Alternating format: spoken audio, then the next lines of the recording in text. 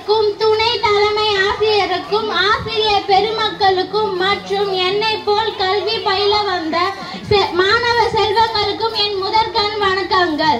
நான் இன்று யாரை பற்றி பேச போகிறேன் என்றால் கொடிக்காத்த குமரன். இவரை நம்மில் பலரும் அறிந்திருக்க மாட்டார்கள்.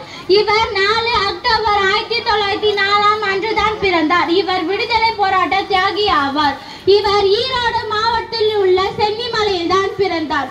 1932 ஆண்டு சட்ட மறுப்பு இயக்கம் மீண்டும் தொடங்கிய போது தமிழகம் முழுவதும் அறப்போராட்டம் பரவிய நேரத்தில் திருப்பூரில் தேசபந்து இளைஞர் மன்ற உறுப்பினர்கள் அச்சமயம் ஏற்பாடு செய்த மறியல் போராட்டத்தில் தீவிரமாக பங்கு கொண்டார்.